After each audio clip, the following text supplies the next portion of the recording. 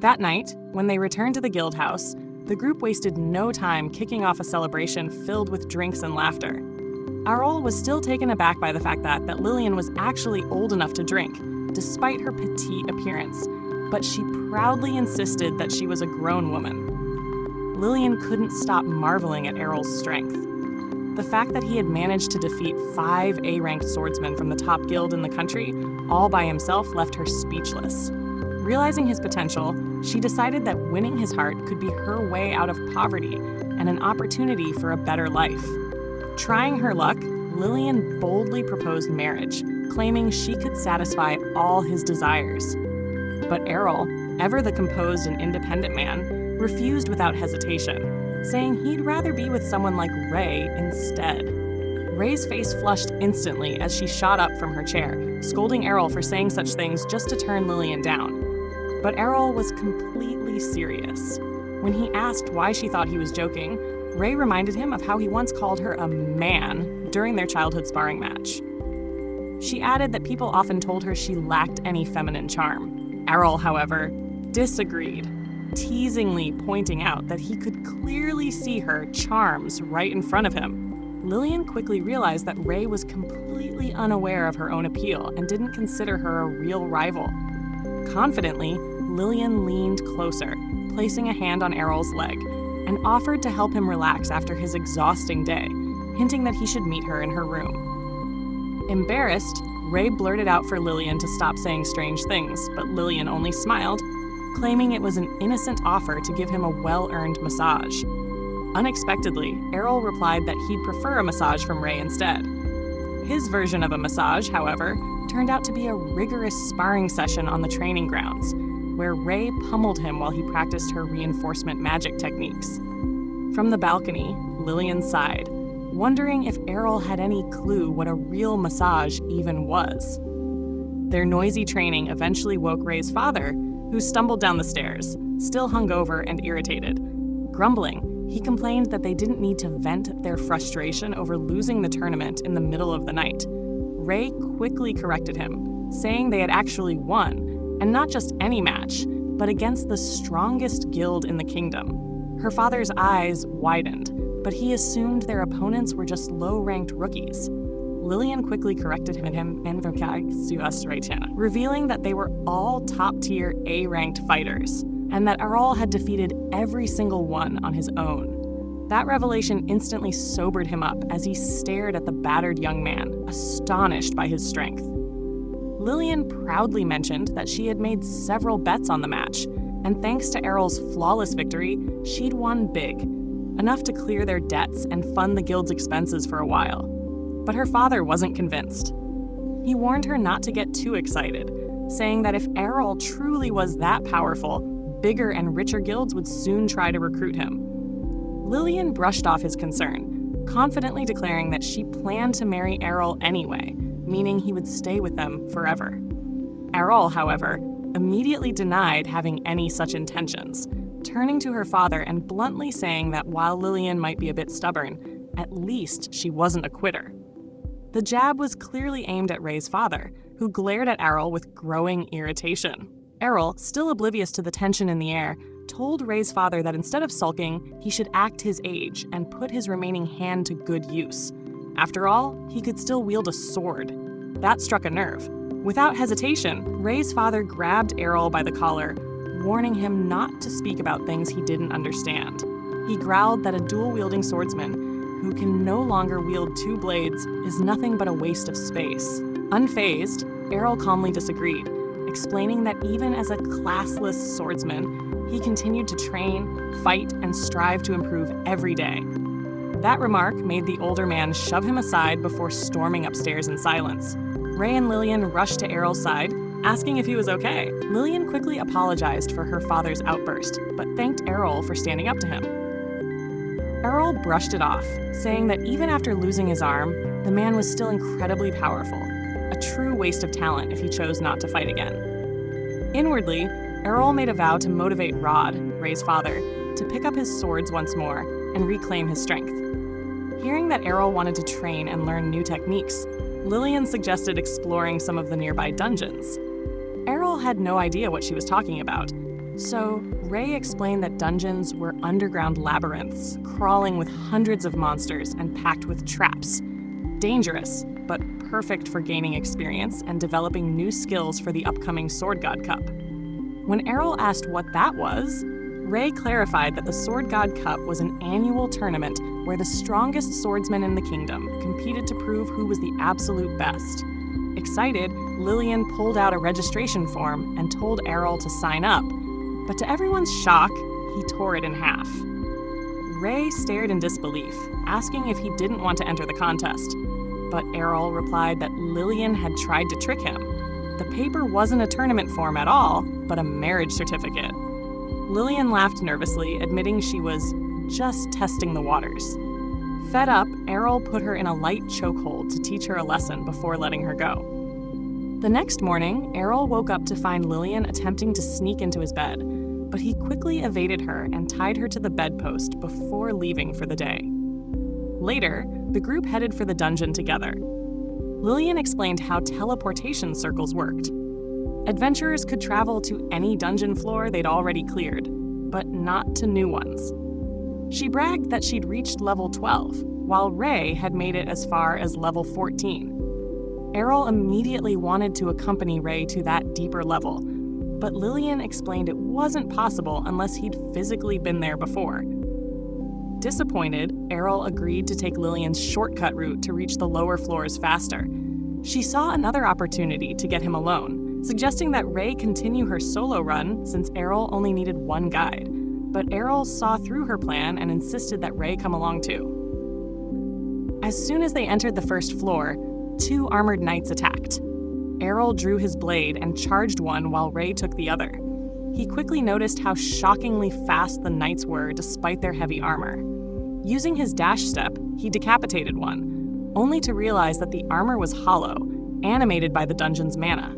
The headless knight continued to fight. Ray warned that the enchanted suits felt no pain and had no real weak points. Thinking quickly, Errol went for the legs instead, slicing through the joints and bringing the armor crashing down. Ray finished her opponent as well, noting that they'd soon regenerate, so they needed to keep moving. Before heading deeper, Errol asked Lillian about her combat class. She proudly declared herself a fencer and offered to train him anytime, on the battlefield or in bed. Errol simply ignored her advances and pressed onward. When they reached the next door, faint cries for help echoed from the other side. Inside, they found a man kneeling in a pool of blood, begging for aid. Ray suggested taking him to safety, but he refused, saying his companions were still trapped deeper inside after a booby trap went off. He pleaded with them to help rescue his friends. Lillian, ever opportunistic, demanded payment first.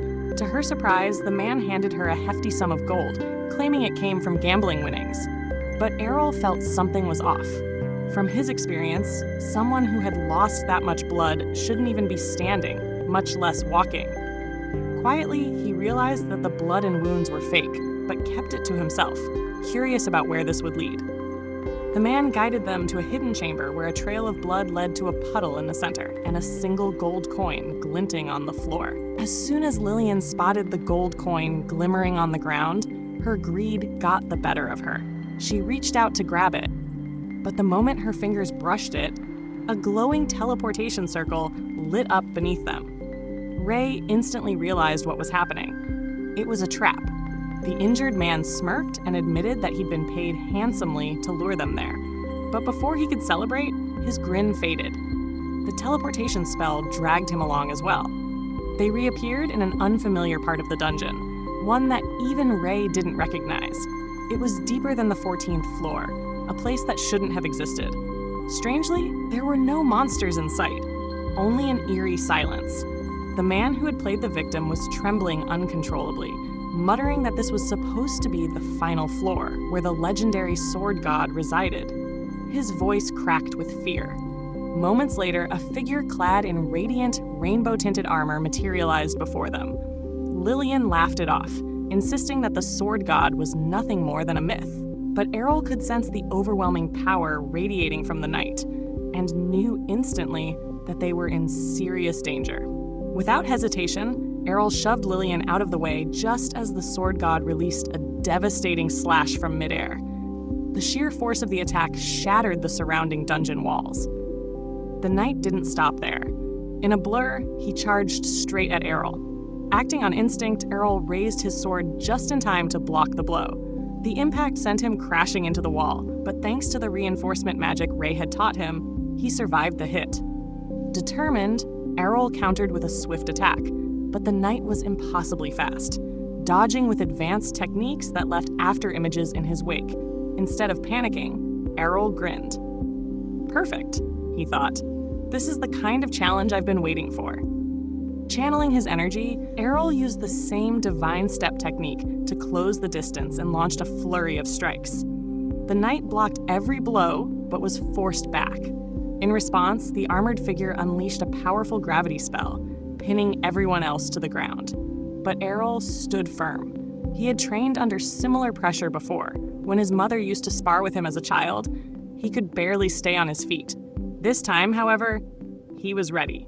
Spotting the gold coin glowing faintly in his hand, Errol realized it wasn't ordinary. He threw it forward, and the coin absorbed the magic in the air, nullifying the gravity spell. Seizing the opening, Errol unleashed one of his strongest techniques, Infinite Break. The attack tore through the sword god's armor, shattering it into countless pieces. The once unstoppable knight dissolved into glowing fragments, leaving the group speechless. After healing with some holy water, Errol and the others used a teleportation spell to return safely to the surface. Later that night, Ray's father, Rod, was drinking alone at the bar when he overheard the three adventurers bragging about tricking the new members of the Dragonfang Guild into a trap, the same one Errol and the others had fallen into.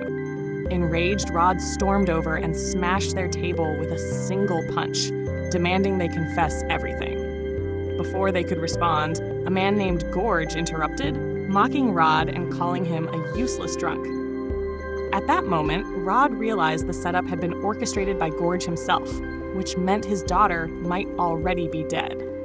Desperate and furious, Rod lunged at him but was effortlessly thrown aside. Collapsed on the floor, Rod could only curse his own weakness and pray for his daughter's safety. But then a familiar voice came from the doorway. He looked up to see Lillian, Errol, and Ray walking into the tavern, chatting casually about how hungry they were.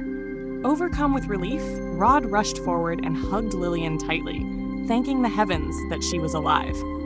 Ray confronted Gorge, saying they had already extracted the truth from his accomplices, that he was the one who ordered the trap. But, like any corrupt schemer, Gorge denied everything, saying everyone in a dungeon was responsible for their own survival. Errol nodded slightly, admitting that technically, it wasn't wrong, though it was a coward's excuse. Rod warned Gorge that he wouldn't get away with it, but the man only sneered, calling Rod a washed-up drunk and walking away without a care. Errol sighed, watching him leave, wondering what other challenges awaited them next. And that's where this episode ends. Remember to like, subscribe, and turn on notifications for more adventures. A few days later, Lilia receives a sealed scroll listing all the preliminary brackets for the tournament. To her shock, she discovers that she's been placed in the same bracket as Errol. Her excitement instantly fades. Being up against him means she has virtually no shot at making it through the preliminaries, let alone representing her guild in the main tournament. Errol, not fully grasping how the prelims work, asks Ray to explain. Ray tells him that the Sword God tournament draws in an overwhelming number of hopeful swordsmen every year, far too many to include directly in the main event. To manage the crowd, the city holds preliminary matches, dividing participants into different brackets decided completely by a random dice roll. Whoever wins their bracket earns an automatic entry into the main tournament. When Errol glances at the scroll Ray is holding, he notices that he's been assigned to a different group than Lilia. He quietly breathes a sigh of relief, grateful that he doesn't have to face Errol himself. Meanwhile, Lilia begins praying for strength, hoping her path through the prelims won't be too rough. Errol teases her, joking about her daddy issues. But before she can respond, Loli cuts in, reminding them that they need to head back to the dungeon for more training. Errol groans, saying he's sick of dungeon runs and wants to skip it this time. Loli pouts, pretending to act cute as she insists she needs a strong man to protect her in case something goes wrong. Watching this, May can't help but sigh and decides she'll someday teach Loli to stand on her own 2 feet. Just as they're about to leave, Rod bursts dramatically into the room, pulling his daughter into his arms and warning her to be careful. No one knows when Jorg might attack again. Loli can see the genuine fear in her father's eyes and promises to stay safe. As Rod turns around, he notices Errol staring at him quietly. Feeling slightly judged, Rod insists that he still has time to be a better, more protective father. Errol simply smiles and says, "It's never too late to be a good person," before walking out. A couple of weeks pass and the long-awaited day of the preliminaries finally arrives. The stands are packed, the crowd roaring with excitement as swords clash and sparks fly across the arena. One by one, fighters are eliminated until only a few remain. Unfortunately, Loli loses her match early, long before she even has the chance to face Errol. Sitting off to the side, she sulks, disappointed that she didn't at least make it to the finals. Errol doesn't sugarcoat things. He tells her she was worrying for nothing about being in the same bracket as him. She would have lost anyway. His blunt words only make her feel worse, but she eventually composes herself and warns him to stay alert. The remaining finalist in his group, she says, has a few tricks up her sleeve. Errol shrugs, confident as always. After countless dungeon battles, he doubts anyone can surprise him anymore. But Loli insists otherwise. This next opponent, a red-haired swordswoman, is actually a magic swordsman capable of channeling mana through her blade for enhanced power. That piques Errol's interest. He didn't expect the city to allow magic users in a tournament meant to determine the best swordsman. Loli explains that anyone belonging to a guild can enter, no matter what their fighting style is. Soon after, the announcer calls Errol's name. Loli wishes him luck as he steps into the arena, coming face to face with the red-haired girl. She introduces herself confidently, declaring that she's a magic swordsman and doesn't want to hear any complaints about fairness. Errol grins and replies that he doesn't care. The stronger fighter will win, magic or not. The match begins. Without hesitation, the red-haired girl unleashes a flurry of fireballs. Errol reacts instantly, dodging and weaving between them with almost impossible agility, slicing through a few midair. But the barrage doesn't stop. Her mana seems endless. Still, Errol keeps his composure, reading her rhythm as he edges closer and closer, ready to end it in close combat.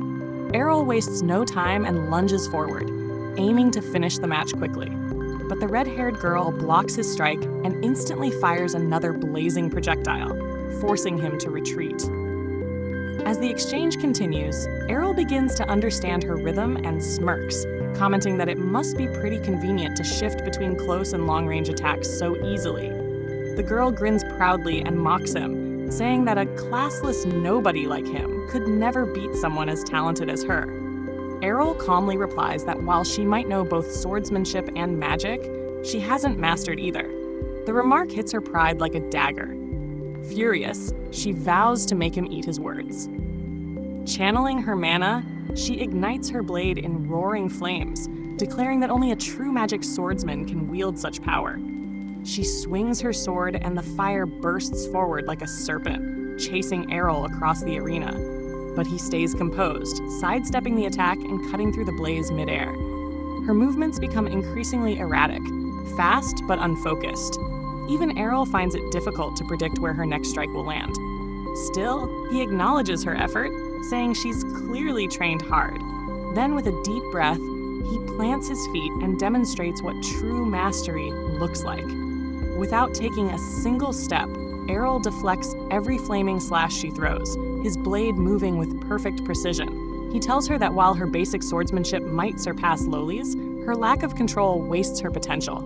At this level, she's barely more skilled than a common NPC. The insult burns hotter than her flames, and she charges at him recklessly. That's when Errol strikes. With lightning speed, he performs a twin slash that cuts straight through her fire, snuffing it out completely.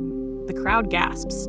Before she can even register what happened, Errol uses Blink Step to appear behind her and knocks her out cold with the pommel of his sword. The arena erupts in applause as the announcer declares Errol the winner of the fourth bracket. But rather than celebrating, Errol's mind lingers on the battle, analyzing her techniques, thinking about how he could incorporate her mana-infused style into his own training. Days later, the main tournament finally arrives. Back at the guild house, Loli bursts into her father's room, shaking him awake.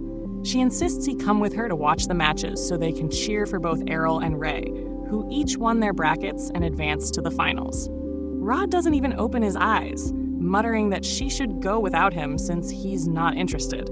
Annoyed, Loli teases him, asking if he's afraid Jorg might show up.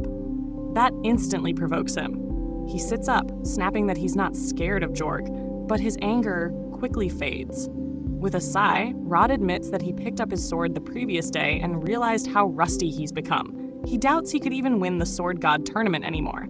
Loli is furious.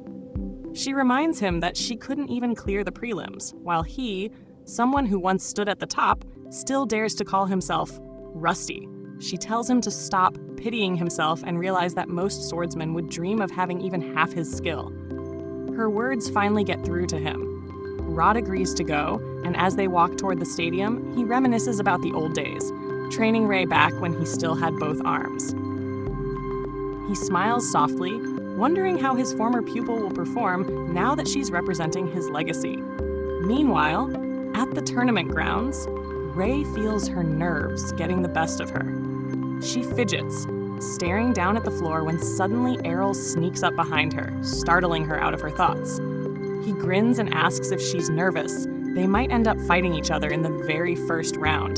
That playful jab makes her forget her anxiety, and she swings a light punch at him in mock irritation.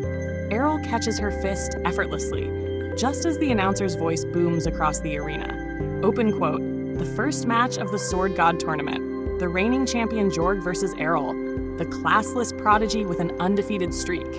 Close quote. The crowd goes wild as Errol steps forward, ready to face the very man everyone fears. Errol stands up, ready to step into the arena, but before he leaves, Ray grabs his hand and quietly wishes him good luck. With a small nod, he heads out, greeted by the roaring crowd. From the stands, Loli yells at the top of her lungs, "Kick Jorg's ass and slice him into 64 pieces!" But the moment Errol lays eyes on his opponent, his confidence falters. Something is off. Jorg's once human eyes now glow a sinister purple, sharp fangs protrude from his mouth, and a single black horn juts from his forehead, as if he's become something entirely inhuman. Errol's instincts immediately go on high alert. He can feel the malice radiating off Jorg. Before he can act, Rod, watching from the sidelines, notices the weapon Jorg is holding and shouts a warning. The sword, he says, contains a sealed demon, a cursed relic from ancient times. When Jorg finally speaks, his voice sounds distorted, layered with something dark and inhuman. "I didn't think anyone would recognize me," he says with a twisted smile. Loli looks confused, asking why Jorg would say that. Rod answers grimly, "It's not Jorg speaking anymore. The demon has completely taken over."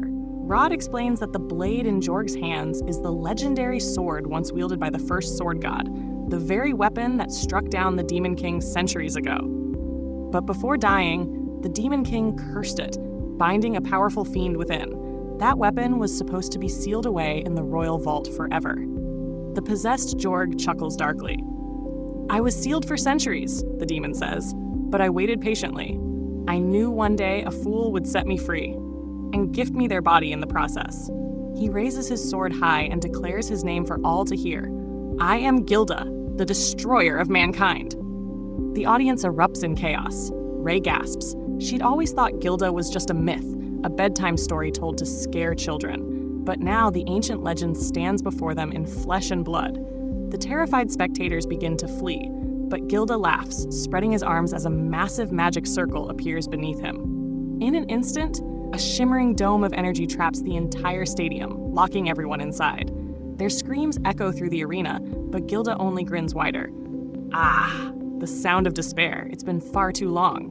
Despite the horror around him, Errol doesn't move. Sword in hand, he stares the demon down. Gilda sneers. "Run, boy. Save yourself while you can." But Errol shakes his head. "You've been defeated once before. That means you can bleed. You're not invincible." The demon bursts out laughing. "Defeated by a sword god, yes, but there are none left alive." Errol's expression hardens. "You're wrong. My mother still lives, and even if she didn't, I don't need the title of sword god to end you. The words barely leave his mouth before he disappears in a blur of light. Gilda's eyes widen. Errol's movement. It's divine step, the sacred technique used only by sword gods themselves. In a flash, Errol attacks from multiple directions, his sword slicing through the air faster than the eye can track. The demon retaliates, reminding him that he still controls the body of a sword emperor. Errol's strikes, though relentless, barely leave a mark. Gilda slams his blade down, landing a brutal hit that sends Errol crashing into the dirt. The crowd gasps, but when the dust clears, Errol stands tall, barely injured. His training with Ray has made his body resilient enough to withstand even that level of power. Gilda hesitates, for the first time, unsure. Errol smirks. My turn. In a split second, he unleashes his infinite break, a relentless storm of slashes from every angle. Steel clashes against steel as the arena fills with blinding light and flying sparks. Overwhelmed, Gilda stumbles, his old memories flashing back. This fighting style, this precision, it's identical to the sword gods of old. Before the demon can recover, Errol channels his strength into one final, devastating strike that sends Gilda flying. The possessed body hits the ground hard, buried in dust and silence. The audience bursts into cheers. The demon appears defeated. But their celebration is short-lived. The ground begins to tremble as the cursed sword glows ominously. Gilda's voice echoes once again, mocking them. His true body was never Jorg. It was the sword itself. The demonic aura lashes out, searching for a new host, and in an instant, it lunges toward Rod. Errol shouts a warning, pushing Ray out of the way. Rod throws himself in front of his daughter, shielding her, but when the smoke clears, he's the one holding the demonic blade. His eyes glow faintly as he wraps an arm around Loli's neck, pressing the sword to her throat. Errol freezes. He realizes too late that destroying Jorg's body wasn't enough. He needed to destroy the blade. Gilda snarls, using Rod's voice. One move, and she dies. But Errol doesn't flinch. You can't kill her, he says calmly. Ray looks at him in confusion, terrified that he's provoking the demon. Gilda roars in anger and tries to strike Loli down, but Rod's hand refuses to move. His body trembles, resisting the demon's control. The scene cuts over to Rod, who is currently putting the new guild recruits through harsh training. One by one, the trainees end up getting knocked down and eventually flee in fear. Believing the drills are way too brutal, one of the young men kneels before Lilia and complains that her father is being far too aggressive. But Lilia reminds him that he was the one who begged to be accepted into the guild, and if he truly wants to join, he has to endure the training and give it his all. With Rod fully back to his routine, his motivation seems stronger than ever, and it's clear that Errol's actions have inspired him. Curious, one of the recruits asks if Abel will be showing up at the training grounds. Lilia explains that Errol has already left the guild and that Rhea chose to leave with him. That's why they are recruiting new members now, to rebuild their strength. Even so, Lilia holds no resentment. She believes that everyone has their own journey to follow. The story then transitions to Errol traveling by carriage back toward his hometown. The coachman asks him if he is truly prepared for what lies ahead, mentioning that the Swordmaster hasn't been seen since the tournament. Errol answers that he has no reason to remain in the capital anymore. The driver notes how quiet things have been in the region lately, and wonders if Errol's real reason for returning is simply to see his family. Errol explains that he wants to talk with them and test the new strength he gained, hoping that perhaps this time he might finally surpass his mother. When he arrives, Farah instantly notices his presence, appearing right behind him before he even speaks. Errol proudly says he won the sword tournament and wants to face her to compare their strength. Before he can finish his sentence, she appears in front of him in a flash, showing that if she had drawn her blade, the fight would already be over. When he asks if she understands his reason for returning, she says she does, and suggests they settle things behind the mountain. There, Farah charges forward with incredible speed, and Errol barely manages to block. He realizes he reacted in time only because he remembered that exact move from sparring in their garden long ago. He jumps up and unleashes a flurry of sword strikes. Curious, he asks what kind of skill she's using, but she calmly replies that she's simply swinging her sword. After noticing that her son is not using any special abilities, she stops using them as well and attacks without restraint. Errol is struck hard, and the clash of their battle shakes the entire region. Trees fall, and the two eventually take their duel into the sky. After fighting for a while, Farah decides to stop holding back and moves in to finish the match. Meanwhile, the scene shifts to Raina walking through her village. The unusual silence makes her uneasy, and she suspects that the noise she heard earlier must have come from something serious. Hoping to see Errol, she goes to his home and knocks on the door. Errol's younger sister answers and asks who she is. When Raina says she's a friend of Errol's, the girl looks her up and down and, annoyed by her appearance, insults her as a milk cow and tries to shut the door.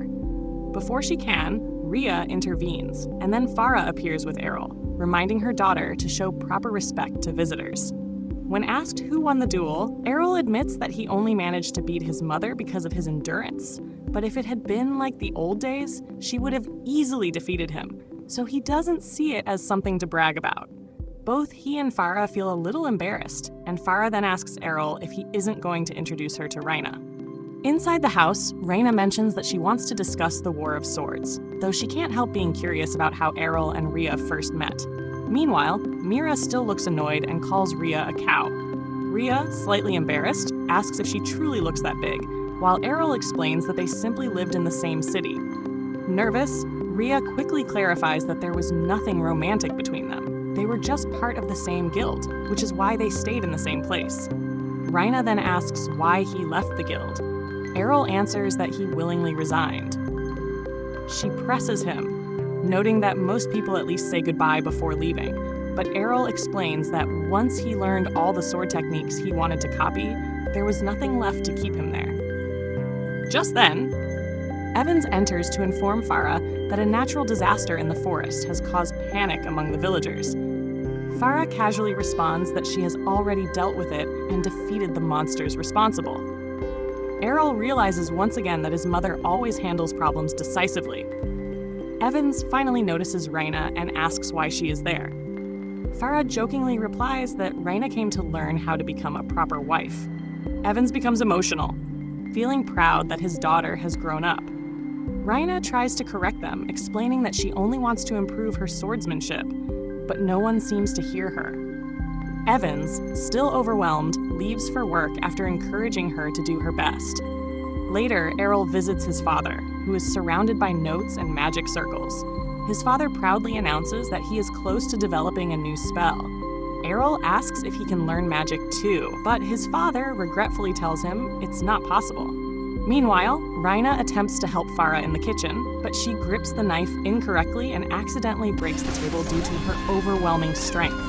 She apologizes and admits she only wants to focus on sword training. Farah explains that being a true swordsman requires more than physical ability.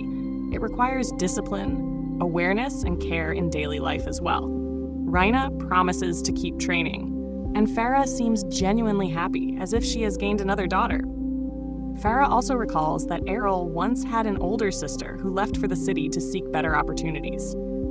She didn't want her brother to be confined to academic study. Raina understands that those who lack magical abilities are often looked down on, but she believes that someone who is stronger than everyone else, even without powers, doesn't need to worry.